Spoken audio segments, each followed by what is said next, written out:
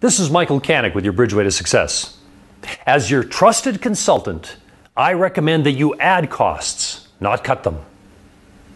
Now, before you label me the consultant from hell, let me explain. I'm not suggesting you increase your costs. I'm suggesting you reset your costs to zero, then build them back up through a rigorous justification process.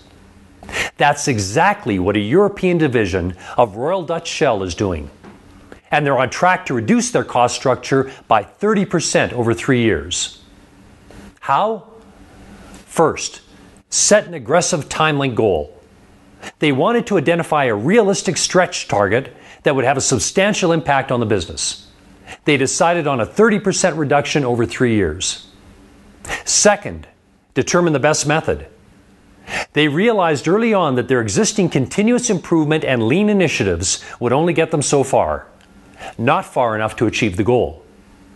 They also knew that traditional cost-cutting approaches would provoke defensive reactions and hamper their efforts. So they decided to start with a zero-based cost structure and then add costs back as justified. Proponents of various projects and activities would have to make a strong business case for adding costs, not simply defend existing costs. Third, commit the right resources. It was important both to make the right decisions and to send a strong message about the importance of the initiative. So they created a multifunctional team of top-performing, well-regarded people, both attributes being critical, and freed up 100% of their time for 5 weeks.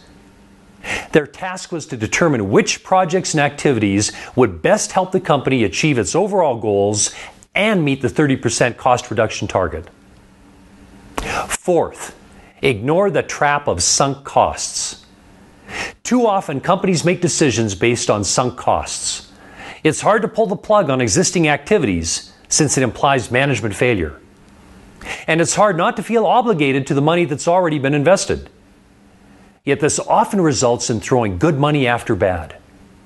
With this in mind, the team based their decisions solely on prospective costs and returns, not historic investments. The cost-building approach forced a fresh argument for every funding decision. No, it wasn't easy, but a 30% cost reduction over 3 years is a substantial benefit.